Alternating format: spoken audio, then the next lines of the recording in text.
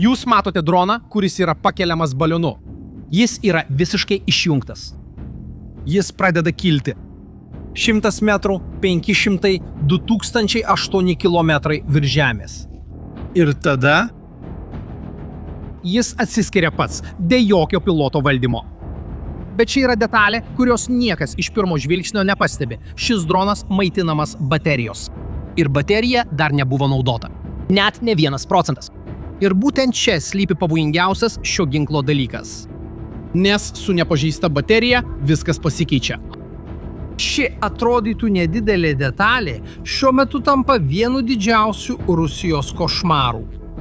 Bet kaip toks paprastas daiktas gali pažeminti brangiausią pasaulyje oro gynybą? Norėdami suprasti, kodėl šis balionas taip gąsdina Rusijos generolus, turite suprasti problemą, kurią Ukraina mėgino išspręsti mėnesius. Pastarosiomis savaitėmis keliai, kuriais aprūpinamos Rusijos pajėgos okupuotose teritorijose, tapo panašūs į spąstus. Magistralės jungiantys Krymą ir okupuotus regionus su žemyninė Rusijos dalimi virto mirties koridoriais. Šarvuoti degalų sunkvežimiai su tiekimo vilkstinėmis vienas po kito buvo sunaikinti beveik be pasipriešinimo. Ukraina norėtų šią naikinimo zoną pastumti dar giliau. Arčiau Maskvos, arčiau Rusijos logistikos širdies. Tačiau buvo riba, ir ta riba buvo konkretus skaičius. Dronai, kuriuos Ukraina naudoja šioms atakoms, yra geri, labai geri. Tačiau kiekvienas variklių varomas dronas turi nuotolio ribą, o šių dronų riba yra apie 150 km. Viskas šiame spindulyje tapo rizikos zona rusams, viskas už jo ribų buvo saugu. O Ukraina buvo pasiryžusi ištrinti šį žodį – saugų. Kad suprastumėte šio spaudimo mastą, tarp 2026 metų vasario ir balandžio prezidentas Zelenskis paskelbė, kad Ukraina 4 kartus padidino vidutinio nuotolio atakų skaičių. Taip, padidino 4 kartus. Per 3 mėnesius. Tačiau, kad ir kiek jie didino apimtį, tas 150 km riba vis tiek liko. Dėžė su drono varikliu nepasiderėsi. Tad klausimas, kurį savo pradėjo kelti Ukrainos inžinieriai, buvo kitoks. Tai nebuvo klausimas, kaip sukurti galingesnį droną, tai buvo kur kas gudresnis sprendimas. O kas, jei būtų galima droną nugabenti daug arčiau taikinio dar prieš įjungiant variklį? Ir čia ši istorija tampa iš tiesų įdomi, nes atsakymas, kurį jie rado, nebuvo iš pažangios laboratorijos. Jis kilo iš technologijos, kurią kariuomenė jau naudojo kitiems tikslams. Tai toks posūkis, kurį šis kanalas mėgsta nagrinėti. Taigi, jei tave čia atvedė išsami karo analizė, prenumeruok, nes tai, kas bus toliau, paaiškina viską. Pirmiausia, turi susipažinti su ginklu, kuris yra viso po centre, ir sužinoti netikėtą vardą žmogaus, kuris stovi už jo. Dronas vadinasi Hornet. Tai lengvas, fiksuoto sparno orlaivis su integruotu dirbtiniu intelektu. Ir ši dalis yra labai svarbi, nes dirbtinis intelektas leidžia jam pačiam surasti ir atakuoti taikinį. Net kai rusai bando blokuoti valdymo signalą. Mūšio lauke, kuriame gausu elektroninių trukdžių, tai beveik nesąžiningas pranašumas. Bet štai detalė. Apie Hornet, kurios beveik niekas nežino. Jis nebuvo sukurtas tradicinės valstybinės gynybos įmonės. Jį sukūrė įmonė, kurią įkūrė ir finansavo žmogus, kurio vardą tikriausiai žinote iš visiškai kitos srities. Erikas Šmitas, buvęs Google vykdomasis pirmininkas. Taip, žmogus, kuris padėjo sukurti didžiausią paieškos sistemą pasaulyje, dabar finansuoja karo dronus su dirbtiniu intelektu ir tai daro visiškai atvirai. 2025 m. Liepą sutartis dėl šių dronų tiekimo Ukrainai buvo pasirašyta asmeniškai, dalyvaujant prezidentui Volodymyrui Zelenskiui. Oficialiai paskelbtas tikslas buvo pagaminti 100 000 vienetų, o 2026 metais dar labiau padidinti gamybą. Hornet savo vertę įrodė taip greitai, kad net Jungtinių valstijų kariuomenė pradėjo su juo treniruotis. Pratybose Lietuvoje, Lenkijoje ir Afrikoje. Vokietija. Kitaip tariant, tai nėra eksperimentinis prototipas.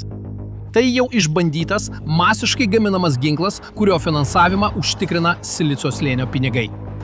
Tačiau net ir geriausias pasaulyje ginklas su geriausiu pasaulyje dirbtiniu intelektu vis dar atsitrenkdavo į tą lubą. 150 km. O sprendimas pralaužti tas lubas nebuvo pačiame drone. Jis slypėjo akloje zonoje, kurios pati Rusija net nežinojo turinti. Kad suprastumėte tą akląją zoną, turite suprasti, kaip veikia Rusijos oro gynyba. Ji veikia sluoksniais, suskirstytais pagal aukštį. Ten apačioje, arti žemės, maždaug iki 1,5 kilometro aukščio. Kulkosvaidžiai ir automatinės patrankos. Efektyvūs prieš tai, kas skrenda žemai. Šiek tiek aukščiau, iki maždaug 3 km. Dronai perėmėjai. Vis dažniau naudojami kitų dronų medžiokliai. O kas aukščiau? Na, tada viskas pasikeičia. Virš 3 km Rusija iš esmės turi tik vieną pasirinkimą. Žemė, oras tipo raketos. Labai brangios. Leidžiamos iš tokių sistemų kaip Pansir, Tor, S-300 ir garsioji S-400.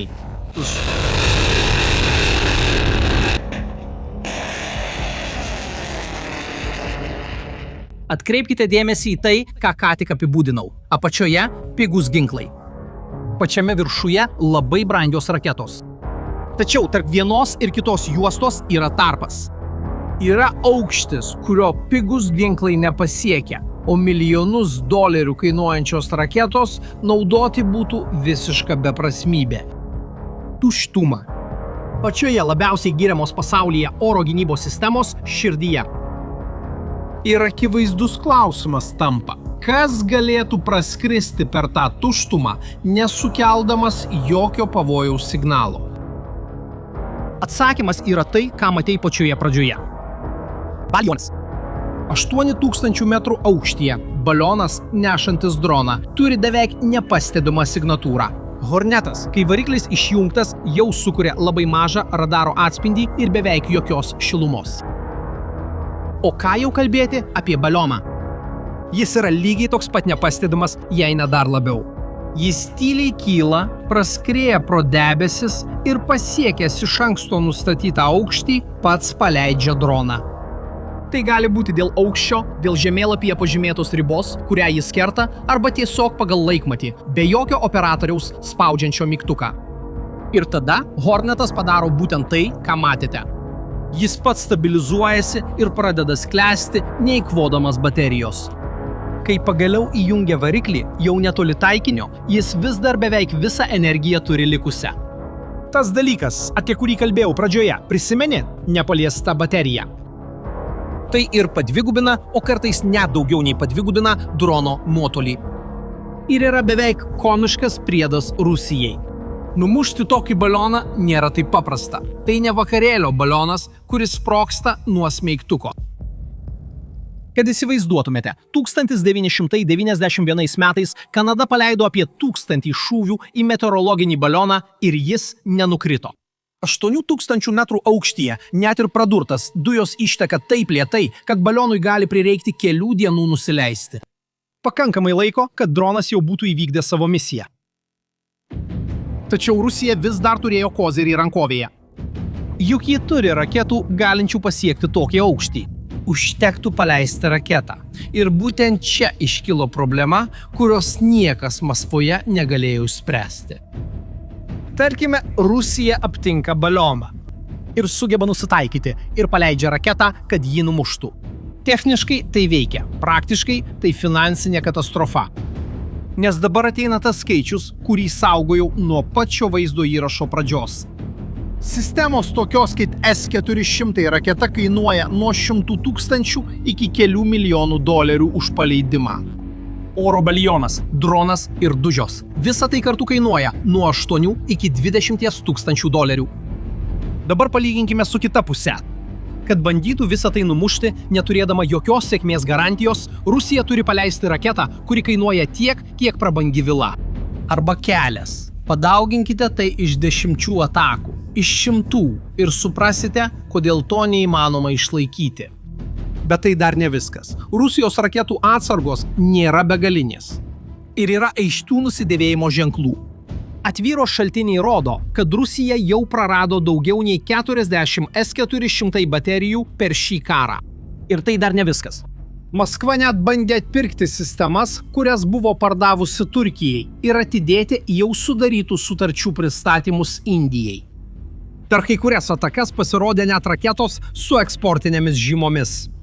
Kitaip tariant, raketos, kurios net nebuvo skirtos Rusijos naudojimui. Kiekvienas iš šių ženklų, net ir atskirai, jau daug ką pasakytų.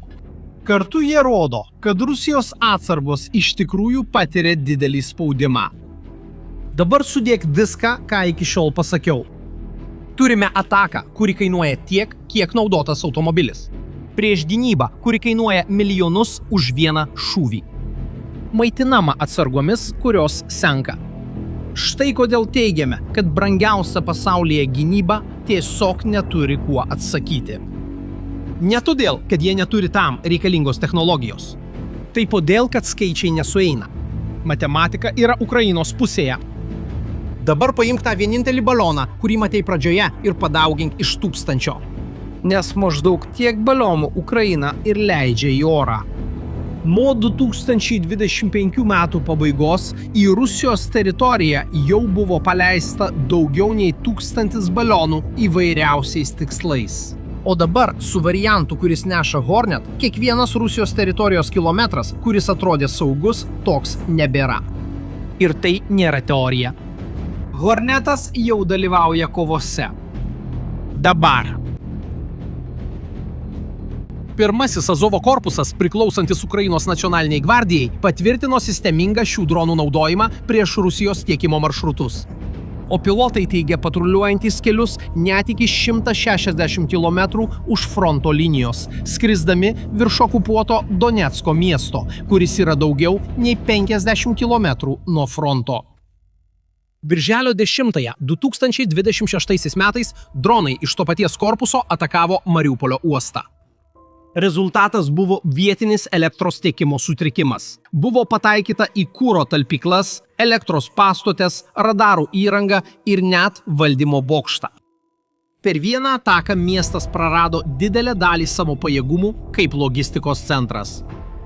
Prieš 5 dienas, birželio 5-ąją, atėjo eilė geležinkelio linijoms, kurios aprūpina Krymą.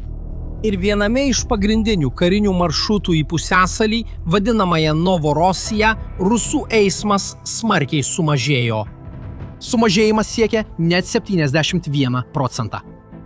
Ir žinote, koks yra viso to sukauptas poveikis? Didžiausia kuro krizė Kryme nuo tada, kai Rusija užėmė pusiasalį 2014 metais, ir Kremlius, kuris beveik niekada nepripažįsta silpnumo, buvo priverstas viešai pripažinti problemos mastą.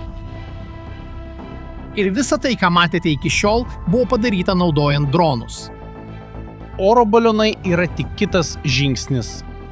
Tai yra sprendimas, leidžiantis tą patį Hornet nuskraidinti dar giliau, dar pigiau, į taikinius, kuriuos Rusija manė esant nepasiekiamus. Žinok, turiu pasakyti, ši istorija dar toli gražu nesibaigė. Ukrainai didinant gamybą ir tobulinant techniką, tikėtina, kad per artimiausius mėnesius vis dažniau matysime šiuos paleidimo balionus kovos veiksmuose. Jei nori stebėti, kaip viskas klostysis toliau, užsiprenumeruok kanalą. Čia mes apžvelgsime kiekvieną šio karo skyrių, nes pats karas keičiasi greičiau, nei gali matyti bet kuris karinis vadovėlis. Tačiau galbūt svarbiausia šio vaizdo įrašo pamoka nėra nei apie Ukrainą, nei apie Rusiją. Tai apie iliuziją. Iliuzija, kad daugiau išleisti, reiškia daugiau apsaugos. Rusija dešimtmečius ir milijardus investavo, statydama sieną danguje.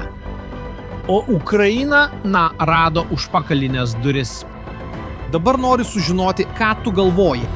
Atsižvelgiant į tokią asimetriją, ar vis dar prasminga šaliai investuoti milijardus į milžiniškas gynybos sistemas?